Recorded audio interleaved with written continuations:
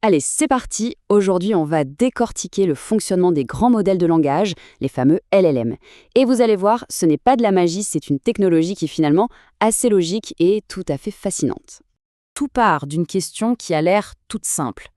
Comment est-ce qu'une machine, un programme informatique, peut commencer par une tâche aussi basique que de simplement deviner quel sera le prochain mot dans une phrase, pour arriver à rédiger quelque chose d'aussi complexe et structuré qu'un document juridique? C'est ce saut, ce bond de géant en termes de capacité qui rend le sujet absolument passionnant. Bon, pour bien comprendre, il faut revenir aux fondamentaux. On va commencer par le principe de base de tous les modèles de langage. Et en fait, c'est quelque chose qu'on utilise tous les jours, une sorte d'autocomplétion, mais en beaucoup, beaucoup plus puissant. Voilà, au cœur du réacteur, le concept est là. Un modèle de langage, c'est un système dont le seul et unique but est de calculer les probabilités pour deviner le mot le plus logique à la suite d'une série de mots. C'est tout, c'est une machine à compléter les phrases. Alors, comment passe-t-on d'un seul mot à des paragraphes entiers? Grâce à ce qu'on appelle la boucle autorégressive. C'est simple, le modèle prédit un mot, hop, il l'ajoute à la phrase.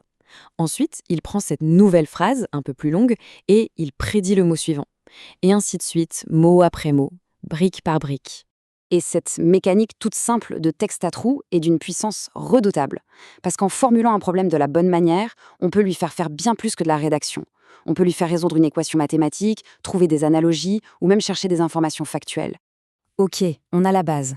On a cette machine qui est très forte pour compléter du texte. Maintenant, comment on fait pour la transformer en quelque chose avec qui on peut avoir une vraie conversation, c'est-à-dire un chatbot?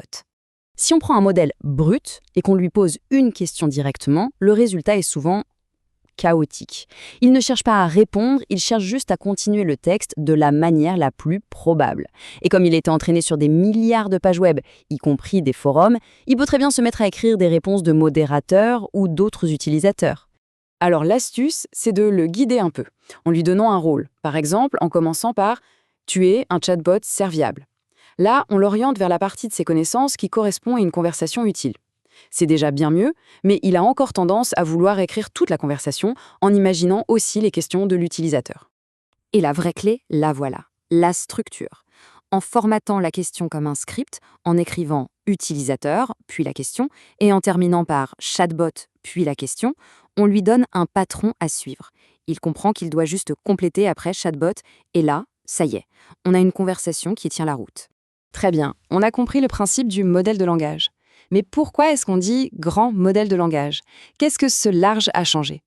Eh bien, il a tout changé. Il suffit de regarder ce graphique pour comprendre. L'échelle est vertigineuse. Les paramètres, c'est un peu comme les connexions neuronales dans le cerveau du modèle. En 2018, on parlait en centaines de millions.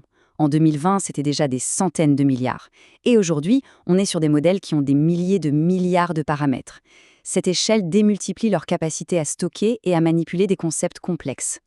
L'autre explosion, c'est celle de la fenêtre de contexte. C'est, pour faire simple, la mémoire à court terme du modèle, la quantité d'informations qu'il peut traiter en une seule fois. On est passé de la taille de quelques paragraphes à la capacité d'analyser l'équivalent de plusieurs gros romans en une seule requête. Et le résultat de cette double explosion, de taille et de mémoire, a fait émerger une capacité quasi magique, l'apprentissage zéro shot. Ça veut dire que le modèle peut accomplir des tâches pour lesquelles il n'a jamais été explicitement entraîné. Il généralise ses connaissances. On peut lui demander de traduire une langue, de résumer un article ou d'écrire de la poésie, même s'il n'a pas d'exemple précis pour ça. Donc, on a un modèle gigantesque, extrêmement capable. Mais il est encore un peu sauvage. L'étape suivante, qui est cruciale, c'est de l'affiner, de lui apprendre à être non seulement intelligent, mais aussi utile, honnête et sûr. Bref, lui apprendre les bonnes manières. Une des techniques les plus connues pour ça, c'est le RLHF. Le principe est assez malin.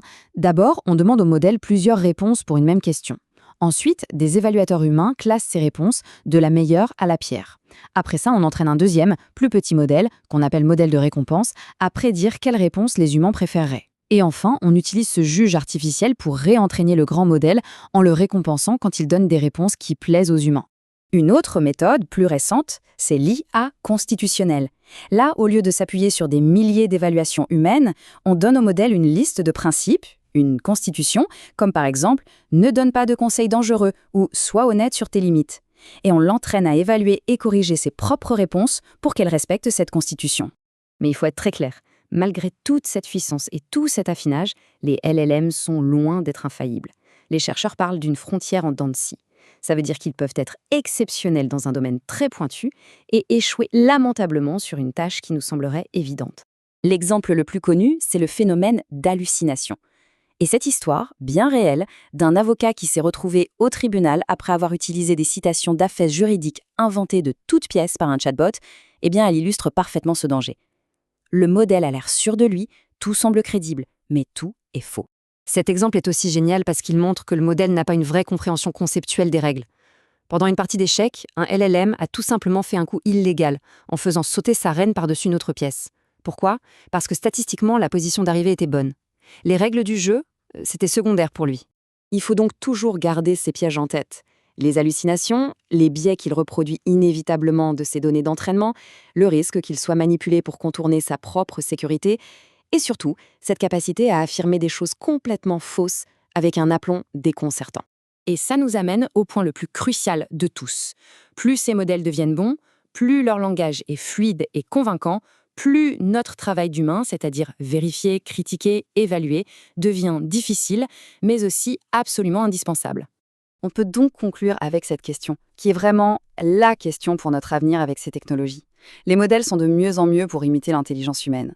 Le vrai défi pour nous maintenant, c'est comment peut-on devenir de meilleurs évaluateurs de leur travail ?